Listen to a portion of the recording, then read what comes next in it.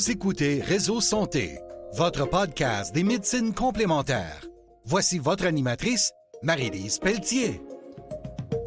Bonjour, bienvenue à une autre émission de Réseau Santé. Aujourd'hui, on va se faire un petit plaisir, on va parler de phytothérapie. Vous savez, la phytothérapie, herboristerie, on est dans la même longueur d'onde, si je peux dire. Puis je trouve ça le fun de parler de ça parce qu'on est dans une période printanière, les plantes, ils sortent, c'est tellement le fun, tellement beau, les mains dans la terre, regarder les petites pousses sortir et que j'aime ça. C'est vraiment une de mes passions. Fait qu'on jase de phytothérapie. Vous savez, le mot phytothérapie provient de deux mots grecs qui signifient essentiellement soigner avec les plantes. Dans le fond, là, il s'agit d'une pratique millénaire basée sur un savoir empirique qui s'est transmis et enrichi au fil d'innombrables générations. Aujourd'hui, la phytothérapie s'appuie à la fois sur cette sagesse traditionnelle et sur les découvertes de la médecine moderne. La rencontre là, relative récente de ces deux mondes, ça c'est peu de normes qui réagissent le domaine. Puis ça fait en sorte que la pratique et la formation sont encore quand même très disparates. Dans le domaine du soin par les plantes, on remarque deux tendances vraiment qui sont comme majeures, là. Certains intervenants mettent surtout l'accent sur les connaissances empiriques des plantes, leur effet reconnu depuis la nuit des temps, tu sais. Comme si je vous parle, je ne sais pas, la menthe pour la digestion, la camomille ou le tilleul pour calmer. Tu sais. Il y a des choses qu'on sait comme depuis longtemps. Puis, ils préconisent une approche qui est plutôt comme holistique, là. Ils s'intéressent aux effets de la plante dans la globalité, surtout l'individu. De d'autres qui se basent davantage sur les connaissances biochimiques. Puis ils se préoccupent plutôt des symptômes, des maladies, puis de l'action des principes actifs des plantes. On voit de plus en plus ça, là, avec les molécules, les huiles essentielles. Tu sais, on est plus là maintenant. Là. On a des machines qu'on est capable de voir toutes les familles biochimiques, les actions thérapeutiques. Fait que, tu sais, ça vient de loin, mais le côté plus biologique, pharmaceutique, il est quand même de plus en plus présent. Parce qu'on est capable de voir l'action des principes actifs des plantes. Exemple, quand on dit un anti-inflammatoire, un antalgique. Fait que c'est vraiment vers là que de plus en plus on s'en va. L'herboristerie, elle, est plutôt associée à des écoles qui sont empiriques. Puis la phytothérapie, c'est plutôt à l'école scientifique. Ça serait ça qu'on pourrait dire la différence entre les deux. Mais cette distinction tend à s'amenuiser. Tradition, chimie, profitant de plus en plus un puis l'autre. Là. D'autre part, les herboristes s'occupent souvent de la préparation, du mélange, de la transformation, des concentrés, des huiles, des élixirs, des onguents, des plantes, la culture, ce que font rarement les phytothérapeutes. Les phytothérapeutes vont plutôt vous recommander des capsules, des teintures mères, des concentrés. Mais je vous conte quand même deux petits mots d'histoire. L'utilisation des plantes médicinales est encore aujourd'hui la forme de médecine la plus répandue à travers le monde. Cependant, vers la fin du 19e siècle, elle a connu un rapide déclin en Occident avec l'avènement de la médecine scientifique puis l'apparition des médicaments miracles, l'aspirine, les antibiotiques, la cortisone. Toutefois, depuis les années 70, là, entre autres à cause des effets indésirables des médicaments de synthèse, les gens se retournent de nouveau vers les plantes médicinales. Leur popularité grandissante a amené les scientifiques à entreprendre de nouvelles recherches. Par exemple, l'Organisation mondiale de la santé, l'OMS, et la Communauté européenne ont créé des organismes visant à recenser les usages traditionnels des plantes médicinales, à les valider sur le plan scientifique, à mieux comprendre leurs mécanismes sous-jacents. Rappelons également que le mouvement de la médecine électrique au 19e siècle et jusqu'au milieu du 20e siècle avait accompli aux États-Unis un important travail en ce sens avant d'être balayé par les vents du modernisme. Là, je vais vous parler des applications thérapeutiques efficaces ou c'est un petit côté plutôt folklorique. Là. Il est absolument indéniable que les plantes ont des effets curatifs et préventifs pour d'innombrables maladies et infections. Il suffit de consulter les monographies de plantes et de supplémenter mais vraiment, là, pour s'en convaincre, là. Chacune présente de nombreuses recherches scientifiques démontrant les propriétés de la plante étudiée. Cependant, la recherche puis le développement en phytothérapie sont quand même fortement handicapés. Comparativement à l'industrie pharmaceutique, là, c'est sûr qu'il y a une marge, hein, si on peut dire. En effet, il est très difficile de financer à coût de millions des recherches, mettons, qui démontraient, par exemple, l'efficacité de la racine de pissenlit pour soigner le fouet, sachant qu'on ne pourra jamais breveter le pissenlit afin de rentabiliser son investissement. En plus, la phytothérapie, puis encore plus en herboristerie traditionnelle, la synergie entre les différents composants et principes actifs de la plante, c'est primordial. Malheureusement, les méthodes de recherche actuellement reconnues sont basées sur l'isolement d'un seul élément à la fois pour tenter de connaître son effet particulier. Toutefois, il faut savoir que tranquillement, on développe maintenant de nouveaux protocoles au niveau des recherches qui sont quand même assez rigoureux, qui respectent les particularités des plantes. On va parler de synergie, prise en compte des éléments traces, les actions vibratoires. Par exemple, on songe à étudier la réponse physiologique à des traitements par les plantes, la stimulation de la circulation sanguine, expectoration, les effets diurétiques, l'influence de la digestion, il y en a plusieurs entre autres, plutôt que d'évaluer statistiquement leur effet sur la morbidité. Les avantages et les inconvénients, bien, généralement, les plantes médicinales d'usage courant ne vraiment provoquent, je vous dirais, très peu, voire aucun effet indésirable. C'est là l'un des principaux avantages. De plus, l'action de synergie des divers constituants commence à être mieux compris et accepté scientifiquement, là. Enfin, contrairement à certaines croyances populaires, bien, il y a plusieurs plantes qui ont des effets pratiquement immédiats sur le métabolisme. Par contre, les médicaments de synthèse ont souvent une action plus directe, plus spectaculaire, puisqu'ils sont formulés pour être immédiatement assimilés par l'organisme. Ils ont été cherchés vraiment comme une molécule, exemple anti-inflammatoire.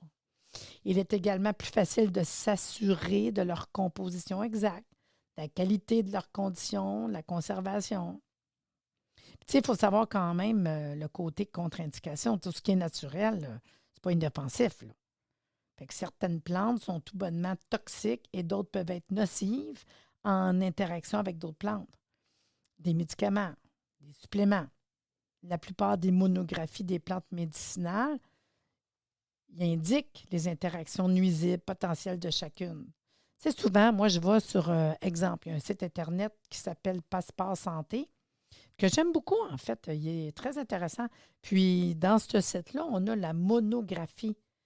Fait que vous êtes capable d'avoir la plante avec le nom. Puis même, je vous dirais, Santé Canada, le site Internet de Santé Canada, vous allez trouver toutes les plantes, les interactions, les contre-indications avec les médicaments.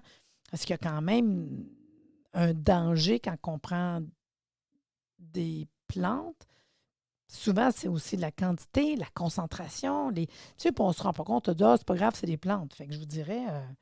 ouais, c'est ça. Moi, c'est vraiment rapide, là, Passeport Santé, puis le site de Santé Canada. Puis souvent, je dis au monde, si vous prenez des plantes en capsule, vraiment au concentré, juste demandez à votre pharmacien, là, si vous prenez des médicaments, juste lui demander s'il y a des interactions. Puis il va être capable de vous répondre quand même assez rapidement. Vous savez, faut choisir quand même un bon intervenant, un bon conseiller. Parce que les phytothérapeutes, les herboristes pratiquent généralement en cabinet privé, dans des centres de santé, dans les magasins de produits naturels. Des fois, c'est juste des conseillers que vous allez trouver dans un magasin naturel aussi, ou dans des cliniques rattachées à des écoles de formation. Ou sinon, bien, en consultation, souvent, c'est une consultation générale. Puis, on demande tout le temps un bilan de santé, les habitudes de vie, une analyse des symptômes, l'affection. Puis, la recommandation des plantes constitue une grande part du traitement quand on veut faire des recommandations en phyto-herboristerie. Mais il arrive aussi que le thérapeute va recommander, par exemple, un changement dans la diète, dans la pratique, l'exercice physique, la relaxation, parce qu'il y a quand même encore tout l'hygiène de vie qui va être mise en cause dans une consultation, qu'on soit une consultation avec un herboriste ou un phytothérapeute il y a toujours quand même une base, là. Puis normalement, les consultations, c'est quoi? 1 heure et demie, 1 heure et demie, dépendamment des thérapeutes. Choisir un bon produit, tu sais. Je vous dirais qu'en l'absence de normes qui sont quand même assez uniformes, puis étant donné la prolifération des produits, parce qu'il y en a de plus en plus, c'est pas facile de faire un choix qui est éclairé, là. Une des bonnes façons de s'assurer de la qualité, c'est de choisir une préparation contenant un certain pourcentage d'extraits standardisés. Ça garantit une teneur précise d'un ou de plusieurs composés actifs de la plante. Privilégier également des produits dont l'étiquette mentionne qu'ils ont été fabriqués selon les bonnes pratiques de fabrication. On appelle ça des BPF, là. Vérifier la date de péremption. Tu sais, c'est important de comprendre quand même ce qui est écrit sur une étiquette d'un bon produit de santé naturelle. Tu sais, il faut savoir quand même qu'avec le temps, ça fait quand même 35 ans que je suis dans le domaine, tu sais. Puis moi, je me souviens, il y a 35 ans, j'avais un magasin de produits naturels. Comment que ça a tellement évolué versus aujourd'hui, c'est incroyable. Par contre, le magasin naturel, il y en a on l'a dit, à tous les coins de rue. Il y en a quand même partout parce qu'en plus, maintenant, il y a des magasins d'alimentation qui ont des départements de produits naturels. Mais il faut savoir quand même que maintenant, il y a quand même une très bonne réglementation. Parce qu'il faut savoir qu'au Canada, je vous dirais que depuis la fin décembre 2009, selon la réglementation de Santé Canada, tous les produits de santé naturelle devraient afficher un numéro de produit naturel. On appelle ça un NPN, un produit NPN. Tu sais, dans le fond, il s'agit d'une assurance tu sais, ça vous donne un peu, je vous dirais, l'innocuité du produit, là, qui a été raisonnablement démontrée, puis que les allégations sur ses effets se fondent sur des essais cliniques probants, puis sur une tradition médicinale reconnue. Fait qu'avant ça, on n'avait pas ça, un numéro de NPN, là. Mais ça a été long. Dans ce temps-là, là, Santé Canada, là, ça a pris du temps avant que ça soit terminé d'avoir un NPN sur plein de produits. Puis même, il y a plein de produits qui sont disparus du marché. Parce qu'il y en a qui trouvaient que c'était ben trop compliqué de faire reconnaître par Santé Canada. Fait qu'on a vu une vague de produits naturels partir dans ces années-là, là, parce qu'il y avait donné une couple d'années pour qu'on se mette à l'ordre. Puis il y en a qui n'ont pas été capables. Fait qu'il y a beaucoup de produits qui ont disparu dans cette période-là. Puis, je peux vous dire que ça a pris une couple d'années avant que ça soit terminé d'être homologué par Santé Canada, parce qu'il y avait des dizaines de milliers de produits qui ont été soumis à des vérifications qui ont été très vigoureuses. Fait que tranquillement, à chaque année, ils repoussaient la date d'échéance à laquelle les produits devaient être affichés, leur NPN. Puis c'est ça qui a fait aussi qu'on a vu même, je vous dirais, dans les pharmacies, à un moment donné, on a moins trouvé de produits naturels par rapport avec les réglementations, tu sais.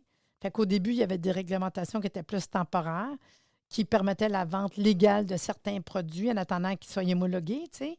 Mais aujourd'hui, c'est plus de même, là. Maintenant, vous êtes obligé d'avoir un numéro d'NPN. Fait qu'une compagnie qui sort un nouveau produit, il y a vraiment un gros procédé qu'on ne faisait pas avant. Puis je pense que ça a vraiment été mis en œuvre, puis tout sur pied, là, je vous dirais 2013, 14. Là, puis ils ont maintenant une grosse banque de données. C'est pour ça que je vous dis d'aller voir Santé Canada. Vous allez être surpris de voir les produits, à quoi qu'on les recommande, les effets secondaires, les interactions. Il y a vraiment toute une liste de produits de santé naturelle NPN sur le site de Santé Canada. Mais je vous le dis parce qu'à un moment donné, comme j'ai dit tantôt, le côté pharmaceutique, là, l'Ordre des pharmaciens, en 2010, avait tout de même demandé à ses membres de retirer des tablettes des dizaines de milliers de produits de santé naturelle qui n'avaient pas encore reçu leur NPN. C'est de même qu'ils ont fait un clean-up à demander, là. Au début, ils n'étaient pas contents parce qu'ils disaient, mais on ne va pas tout enlever, tu sais. Mais ils ont décidé ça, là. Puis je vous dirais, un autre site qui est intéressant d'aller voir quand on parle de phytoherboristerie, c'est le site de la Guilde des herboristes. Eux autres avec sont très by the book par rapport à la phytoherboristerie. Ils ont une revue, ils parlent de beaucoup de plantes. Si on parle de phytoherboristerie, moi je vous réfère facilement à la Guilde des herboristes. Ça fait longtemps qu'elle existe, là. Puis je vous dirais que même si la réglementation procure une bonne protection de base, il peut demeurer quand même difficile de faire un choix éclairé devant le grand nombre et la grande diversité des produits naturels. En ce qui concerne les plantes, une des bonnes façons de s'assurer de la qualité est de choisir une préparation contenant un extrait standardisé parce que c'est standard, puis ça garantit une teneur précise et au moins de un des composés actifs de la plante. C'est pour ça que je vous dis, quand vous avez des bonnes références de produits, c'est quand même super intéressant.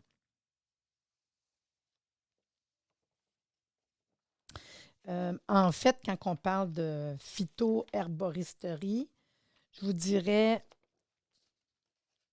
que la mise en évidence des principes actifs, parce que maintenant, c'est ça l'affaire, hein? On va chercher les molécules, là.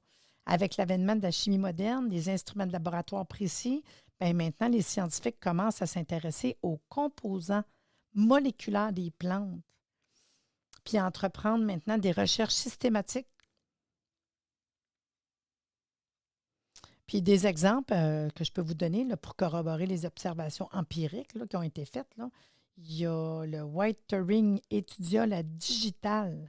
On décrivit les effets un siècle avant le principe actif soit reconnu, appelé la digitoxine, qui a été isolée, mais mis en évidence en 1875. Mais sa structure moléculaire fut vraiment identifiée en 1928. Puis le perfectionnement de l'aromathérapie, pour certains, l'aromathérapie, hein, parce que c'est ça aujourd'hui, c'est là qu'on travaille avec les molécules, là. C'est en filiation directe avec la phytothérapie. Il existe même le terme phytoaromathérapie. Puis avec le perfectionnement des moyens de distillation, les différents composants de la plante peuvent être identifiés maintenant très aisément. La distillation d'une plante, comme la lavande, permet de dénombrer plus de 200 molécules différentes.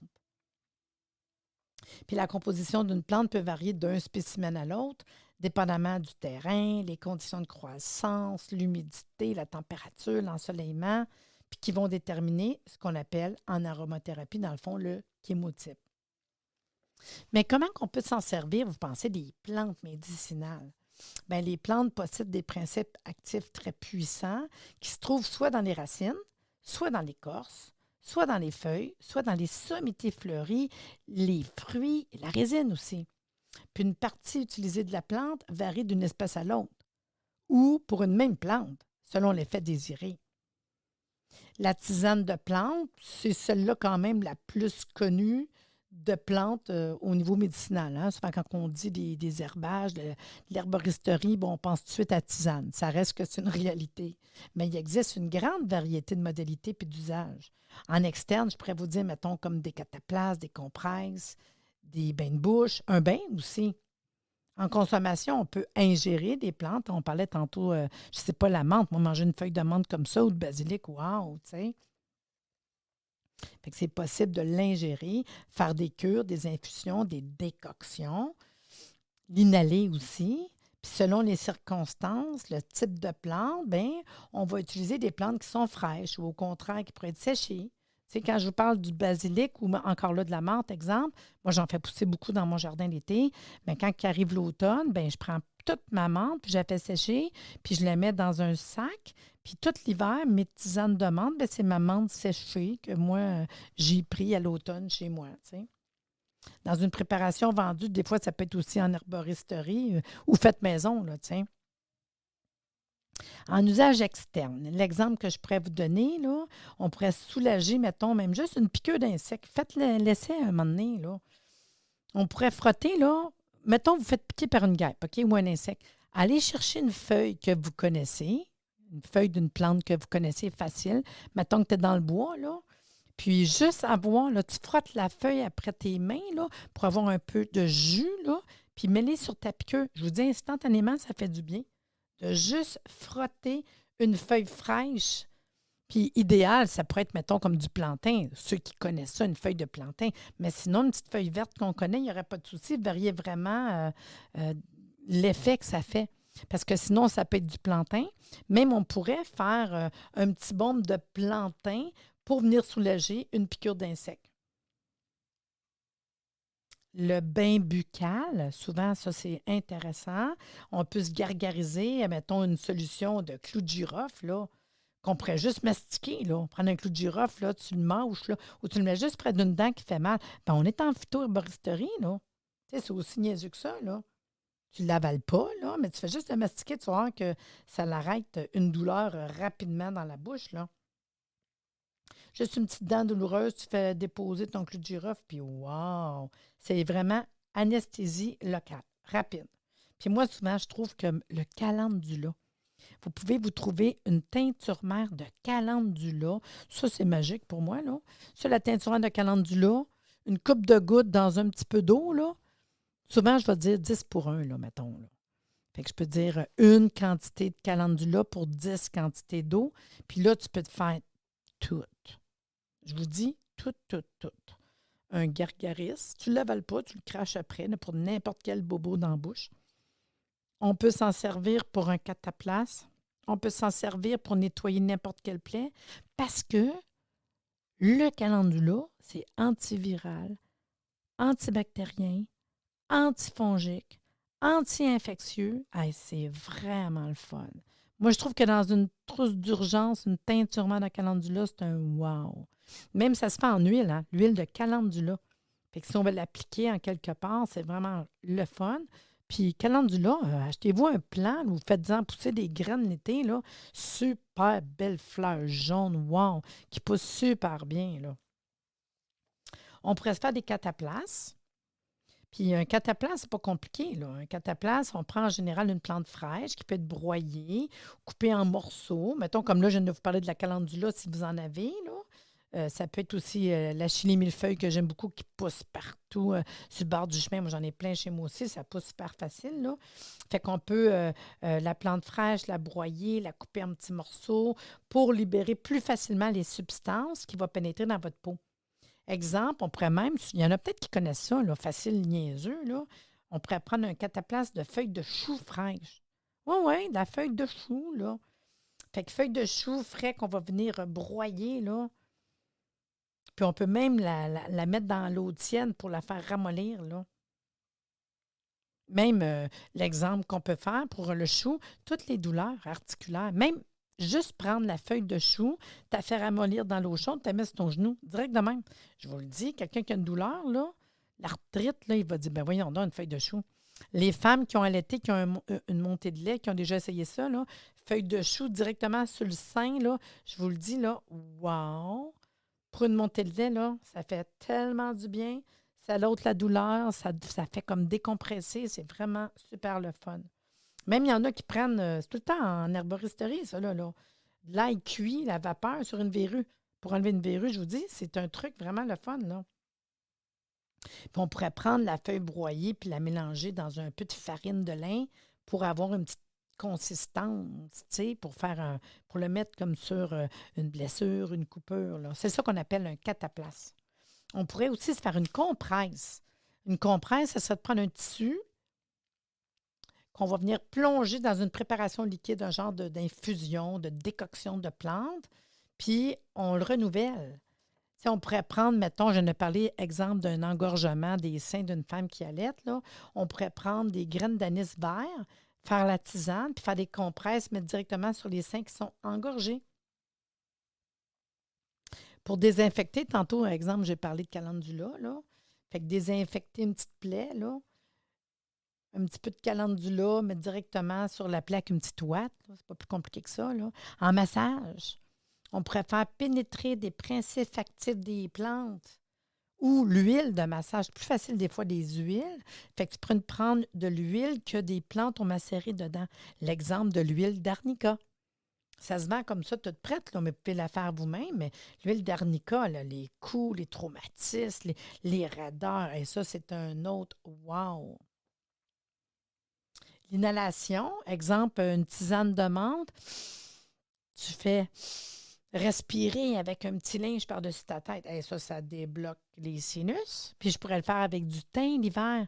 Pour tous les problèmes de toux, poumons, tu mets une tisane de thym, un petit linge par-dessus ta tête, puis tu viens respirer ça, là. Wow! Fait que selon les informations thérapeutiques, les indications thérapeutiques en fait de la plante, bien, on peut la prendre aussi pour en interne, en infusion, en décoction. On peut la réduire en poudre. C'est fou tout ce qu'on peut faire. Mais je vous explique quand même la différence parce qu'il y en a des fois qui ne le savent pas. Quand on parle d'une tisane, souvent on a des sachets qu'on va mettre dans l'eau chaude. Ça, on connaît ça un peu. Là, c'est intéressant. Une petite tisane, 2-3 minutes dans l'eau chaude. Puis ça pourrait être prendre la plante qui est fraîche ou séchée, que je mets dans un petit bidule exprès pour le faire infuser. Par contre, une décoction, on confond souvent infusion-décoction. Mais la décoction, c'est quand on a une plante qui est plus coriace. Fait que la décoction, ça se prépare en jetant la plante dans l'eau froide. Après ça, on va porter à ébullition entre 3 et 10 minutes, ou même plus, dépendamment de la plante. Ensuite, le liquide est laissé au repos pendant peut-être une petite 15-20 minutes, une demi-heure.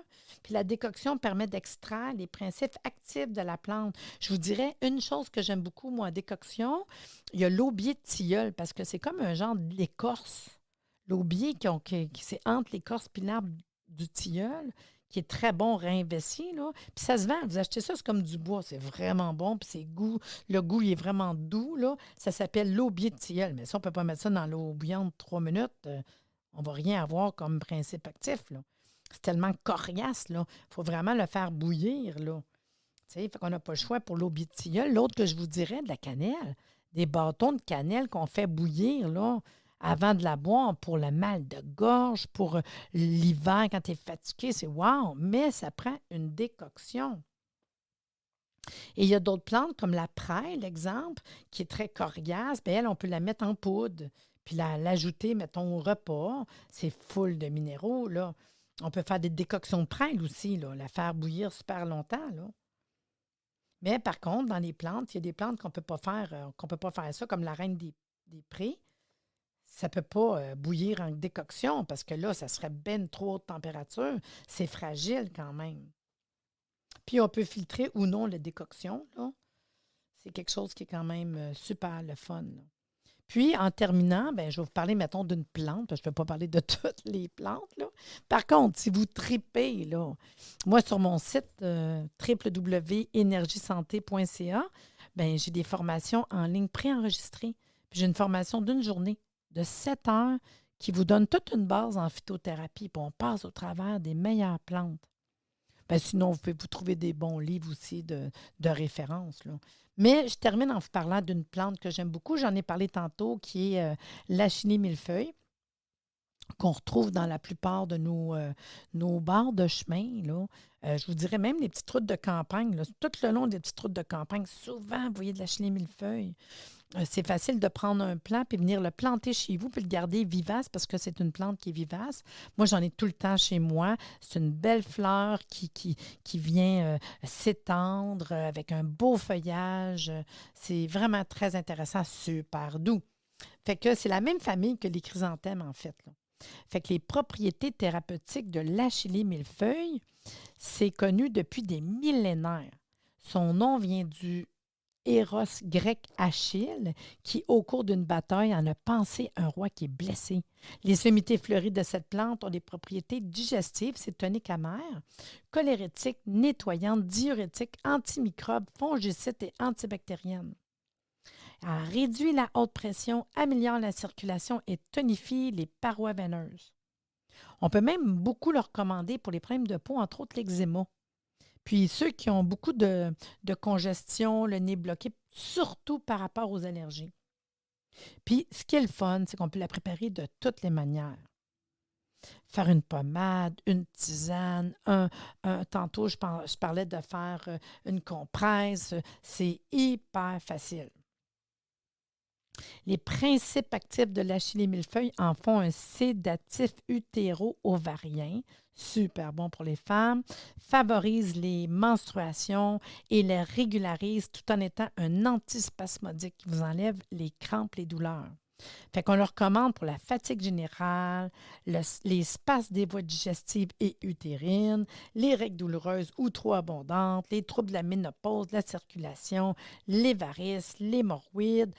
Je vous dirais aussi les problèmes de candida, des flatulences, des crampes. C'est vraiment une super de belle plante que j'aime beaucoup. C'était juste un petit 2 minutes sur l'achillée millefeuille. Tu sais, en tisane, c'est facile, là. Tisane, c'est 50 grammes de plante qui est séchée dans 1 litre d'eau froide, puis on va le faire bouillir pendant 3 minutes. Puis après ça, tu le laisses reposer. On appelle ça faire infuser un petit 10 minutes. Tu vas le filtrer, puis tu bois. C'est pas plus dur que ça, là. Puis ceux qui veulent faire une petite thérapie, bien, ça va être 1 tasse 3 fois par jour. C'est pas mal ça, souvent, qu'on va faire, là. 1 tasse 3 fois par jour. On peut faire des petites cures de 2-3 semaines. Puis c'est très doux, hein? C'est vraiment bon comme plante. Bon, bien, je vous ai fait une petite information sur la phytoherboristerie. J'espère que vous avez apprécié. Puis je vais vous trouver d'autres choses pour la semaine prochaine, soit que je fais une entrevue avec quelqu'un, soit que je vous reviens avec d'autres petits cues sur des produits de santé naturelle, parce que c'est tellement le fun d'apprendre ça, là. Fait que sur ce, je vous dis à la semaine prochaine.